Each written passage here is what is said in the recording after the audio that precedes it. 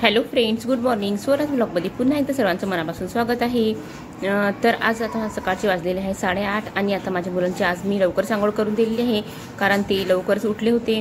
म्हणून आज म्हटलं चला लवकर आंघोळ करून देऊया. आणि तसंही ऊन खूप पडत आहे, त्यामुळे आमच्या टाकीमधलं पाणीसुद्धा खूप गरम असते. तर आज मी त्यांची सकाळची आंघोळ करून दिलेली होती आणि माझीसुद्धा आंघोळ झाली होती. माझ्या मुलांना पहा, मी मस्तपैकी पावडर वगैरे लावत होती आणि त्यांना कपडेसुद्धा घालून द्यायचे होते. अजून दोघेही आता जास्त रडत नाही, कारण थोडे मोठेसुद्धा झालेले आहेत ते. उन्हाळ्याचं मी लहान मुलांना कसं भरपूर पावडर लावते, कारण त्यांना घामोड्या वगैरे सुद्धा येतात गरमीमुळे. म्हणून या ठिकाणी मी त्यांना मस्तपैकी डर्मिकूल पावडर लावत आहे. आणि दोघेही तयारी करायच्या वेळेस खूप चांगले राहतात. एखाद्याच वेळेस त्यांना कंटाळा वगैरे आला तर मग ते रडतात. तर या ठिकाणी दोन्ही मुलांना मस्तपैकी पावडर लावून देत आहे.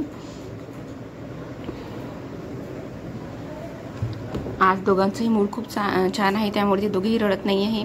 आणि कसं एकमेकांना पाहून ते सर्व करून देतात. जर एकाने करू दिलं तर दुसराही करू देतो. आणि जर तो रडला तर मग त्यालाही वाटते की अरे हा का रडत आहे, तर मग तोही रडतो. या ठिकाणी फक्त त्यांना कपडे घालायला थोडं जीवावर येते, कंटाळा येते. हे आम्ही होळीला टी शर्ट घेतली होती, ती होळीची टी शर्ट अजूनही आहे. आणि पातळ असल्यामुळे कसं मी ते घरी त्यांना डेली यूजसाठी वापरत आहे. कसं फेकून द्यायला सुद्धा मन होत नाही लहान मुलांचे कपडे.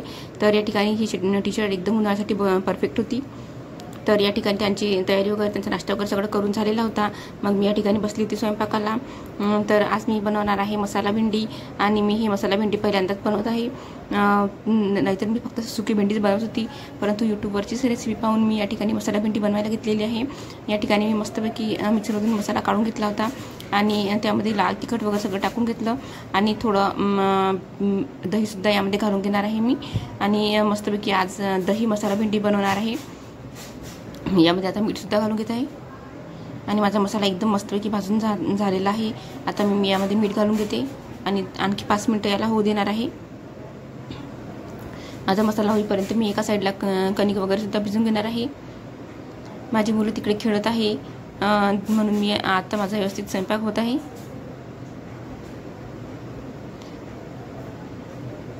या ठिकाणी आम्ही विकतचा आटा वापरत असतो, पण विकतचा आटासुद्धा चांगला आहे. यामध्ये मैदा थोडाफार असेल किंवा नसेलही, परंतु माझ्या पोळ्या खूप छान येतात ह्या विकतच्या आट्याच्या.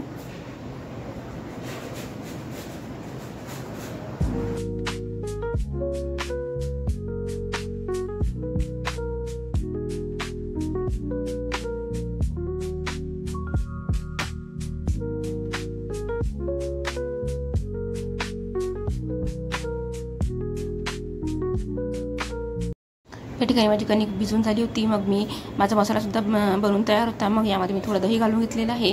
आणि खूप छान लागते दही मसाला भेंडी. मी याच्या आधी फक्त हॉटेलमध्ये वगैरे खाल्ली होती, आता घरीसुद्धा ती बनवून पाहत आहे. आणि कलर तर खूप छान आलेला आहे. आणि दही टाकल्यावर सुद्धा आपल्याला या मसाल्याला 5-10 मिनिटं होऊ द्यायचं आहे. आता माझा मसाला पूर्ण झालेला आहे. आणि मी भेंडीसुद्धा आधीच तेलामध्ये फ्राय करून घेतली होती, थोडं बेसन टाकून. आणि आता ही भेंडी मी यामध्ये घालून घेणार आहे सर्व. आणि भेंडी कशी मोठी मोठीच कापलेली होती, तर यामध्ये मी भेंडी घालून घेतलेली आहे. आणि आता ही भेंडी मस्तपैकी या मसाल्यामध्ये कालवून घेणार आहे. बस आता फक्त याला 10 मिनिटं आपल्याला शिजवायचं झाकण ठेवून, बाकी काहीच करायची गरज नाही आहे, कारण ती भेंडी मी आधीच फ्राय करून घेतली होती तेलामध्ये. आणि ती भेंडी खूप छान फ्राय झाली होती. या ठिकाणी माझी भाजी आणि सर्व स्वयंपाक बनवून तयार होता. मग आम्हाला जायचं होतं एका बर्थडेमध्ये, आणि आम्ही या ठिकाणी आलो होतो एका बर्थडेमध्ये. आणि खूप गर्दी होती, त्यामुळे व्हिडिओ शूट करू शकली नाही. चला तर मित्रांनो, या ब्लॉगला मी तेच थांबवते. तुम्हाला माझा आजचा ब्लॉग कसा वाटला ते कमेंट करून नक्की सांगा. आणि माझा ब्लॉग आवडला असल्यास प्लीज माझ्या चॅनलला लाईक, शेअर आणि सबस्क्राईब करा. आणि पुढच्या व्हिडिओमध्ये पुन्हा भेटूया असंच काहीतरी नवीन घेऊन. तोपर्यंत बाय बाय.